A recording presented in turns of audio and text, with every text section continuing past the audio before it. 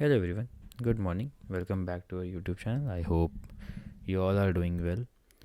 तो without wasting much of our time let's start our daily update. तो जैसे कि हमने पिछले वीडियो में आपको बताया था कि आई एम एक्सपेक्टिंग कि यहाँ से जो एक रिजेक्शन आया है वो यहाँ 102.4 102.5 के आसपास आके एक रिवर्सल लेगा। एंड एज एक्सपेक्टेड ऐसा ही हुआ, इसने हमारे जस्ट अलर्ट को हिट किया and it went back up to 104 के एरियाज़। तो अगर आपने हमारी पिछली लाइव देखी या पिछली वीडियो देखी होगी तो वहाँ पे मैंने आपको ये चीज़ दिखाई थी कि दिख रहा है this got rejected from this level nearly around 105 can now it is retracing back to its some key levels। तो जो एक की लेवल है आपका, अगर मैं पूरा का चार्ट देखूं, एक की लेवल जो है वो ये।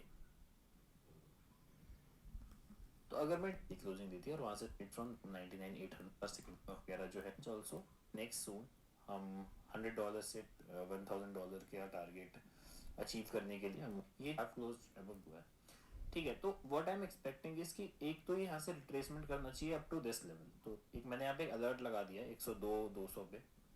ठीक है, कि एक की लेवल ये हो सकता है कि मार्केट यहाँ तक रिट्रेस करे और यहाँ से फिर से अप ट्रेंड में जाना शुरू हो जाए, क्योंकि ये वाला अपडेट हमने आपको दिया था एंड वैसे ही हुआ। हमने ये ट्रेड प्रीमियम में भी दी थी एंड मैंने आपको अपडेट में भी दिया था कि there there can be a scenario कि यहाँ पर मार्केट आए एंड रिट्रेस बैक करे वापस से अपने की लेवल पे। सेम चीज़ हमने आपको इथीरियम के लिए बताई थी कि इथीरियम का जो प्राइस है मैं देख रहा हूँ कि यहाँ से रिजेक्ट हो रहा है एंड आई एम एक्सपेक्टिंग कि वो 3250 जो कि हमारा NPOC है, नेकेड पॉइंट ऑफ कंट्रोल, वहाँ पे आके प्राइस स्टॉप होगा और होल्ड करेगा। एंड वैसा ही हुआ अपडेट के बाद कि हमारा प्राइस इथीरियम का नीचे आया एंड यहाँ पर एक विक के बाद इट रिक्लेम्ड बैक एंड यहाँ पे इसने प्राइस को होल्ड किया एंड अच्छी कैंडल बनाने के बाद now it is going up.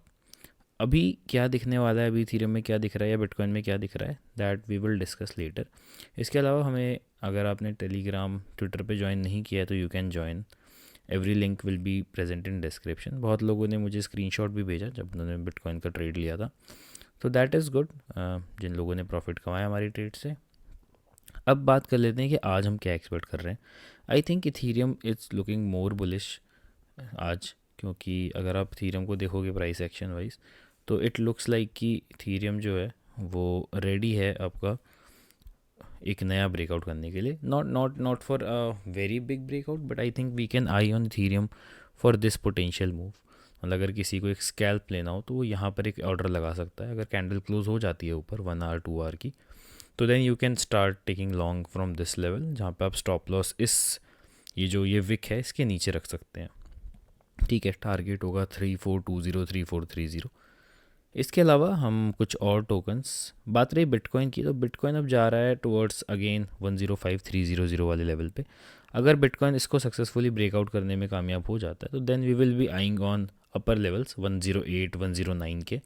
बाकी अगर नहीं होता है तो फिर आई विल स्टार्ट, मतलब I will take a scalp shot from this area. But I think मैं इतना फेवर नहीं कर रहा हूँ अभी शॉर्ट्स को, क्योंकि मार्केट में एक प्राइस मूवमेंट आ सकता है which will be of inauguration, तो थोड़ा सा रिस्की हो जाएगा शॉर्ट लेना। ऑल्सो मार्केट में हमने कल एक ट्रेंड देखा जिसमें सारी जो लिक्विडिटी है वो ट्रम्प टोकन जो है मीम कॉइन उसने ले रखी थी, जिसके कारण मार्केट में एक बहुत बड़ा सीवियर पंप नहीं आ रहा था। बट ठीक है, that will eventually change and market में वापस से पंप आएगा।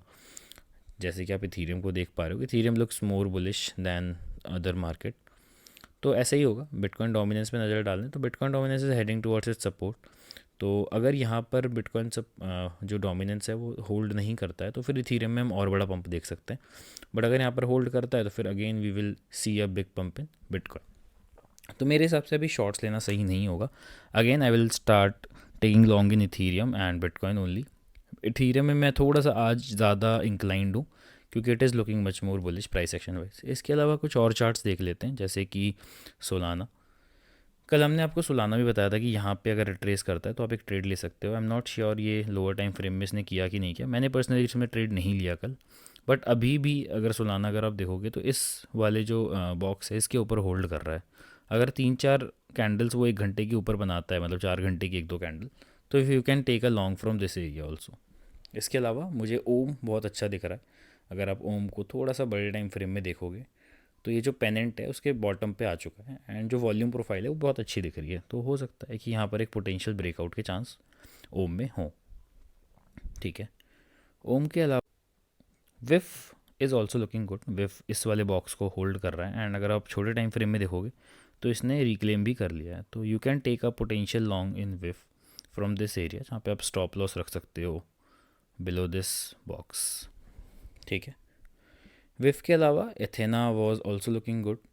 एथेना में अगर आप देखोगे तो ये जो कैंडल है वो काफ़ी स्ट्रॉन्ग बनी है, and I think it is looking strong to, I mean, cross this resistance.